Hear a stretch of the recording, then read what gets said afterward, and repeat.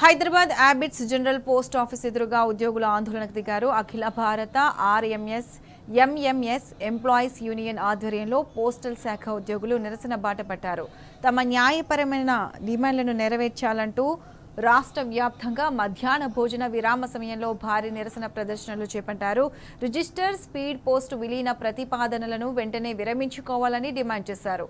అనాలోచితంగా ఉద్యోగులకు వ్యతిరేకంగా తీసుకుంటున్న నిర్ణయాలపై మండిపడ్డారు. రాబోయే రోజుల్లో తపాలా శాఖ భవిష్యత్తును ప్రశ్నార్థకం చేస్తూ ప్రభుత్వం తీసుకుంటున్న చర్యలను ఉద్యోగులందరూ ముక్తకంఠంతో ఖండించారు. రోడ్డు మీద వచ్చి జరపాల్సిన దుస్థితి మనకి ఏర్పడింది. అంటే మన అడ్డం సేమ్ అనమాట. మన నిరసనని కూడా మనం తెలియజేస్తా ఈ యొక్క సంఖ్యను తగ్గించి డిపార్ట్మెంట్ దేశవ్యాప్తంగా జరుగుతూ ఉంది. ఆర్ఎంఎస్ అంటే railway mail service postal department ఇది ఒక భాగం కాబట్టి స్టార్టింగ్ చేసేసి దీన్ని మెర్జ్ చేయడానికి ఆర్డర్స్ ఇష్యూ చేయడం జరిగింది. దాన్ని ఆపడానికి మేము ఈ ధర్నా ప్రోగ్రాం పెట్టాం. ముఖ్యంగా ఏంటంటే పబ్లిక్ని కూడా గవర్నమెంట్ చీట్ చేస్తుంది. అంటే సిఆర్సీ అంటే register post, speed post register పోస్ట్కి టారిఫ్ డిఫరెన్స్ ఉంది. దాన్ని తక్కువ రేటుతో ఉన్నదాన్ని ఎక్కువ రేటుతో ఉన్నదాన్ని ఒక్క దగ్గర రవాణా చేయడానికి ఏదైతే మెర్జ్ చేస్తుండ్రో దాన్ని పూర్తిగా అపోజ్ చేస్తా ఉన్నాం. దీనివల్ల గ్రామీణ ప్రాంతంలో ఉన్నటువంటి ఈ ఆర్ఎంఎస్ ఆఫీసులు కూడా మూసేయడానికి ప్రయత్నం చేస్తుంది. ముఖ్యంగా మహబూబ్ నగర్, మంచిర్యాల లాంటి ఆఫీసులను పూర్తిగా ఎత్తివేయడానికి ఆర్డర్స్ కూడా ఇష్యూ చేయడానికి వాళ్ళు ప్రయత్నం చేస్తున్నారు.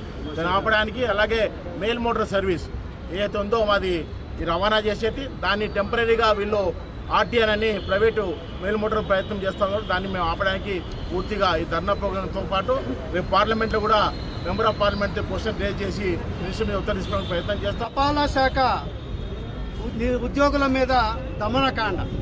ఎందుకంటే అందరూ ఒక చోటు ఉండి పనిచేస్తున్నటువంటి రాత్రి పగలు తేడా లేకుండా చేసేటటువంటి ఆర్ఎంఎస్ విభాగాన్ని ఒకచోట తీసుకొచ్చి వాళ్ళు ఒక కుట్రదారుల్లాగా చేస్తూ మన ఉనికిని లేకుండా చేయాలనేది ఒకటి.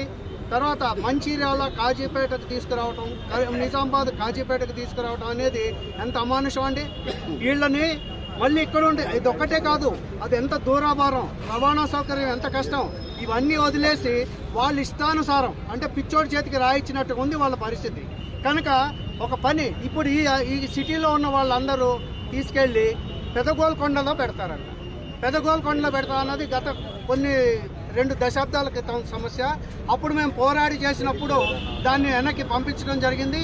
అది ఈరోజు కొత్తగా ముందుకు తీసుకొచ్చి ఆ యొక్క సమస్య ఏదైతే చేస్తున్నారో ఓకే పెడతారు కదా, మీరు ముందు సిపిఎంజీలు, పిఎంజీలు, డిపిఎస్లు మీరు వెళ్ళి అక్కడ ఉండండి.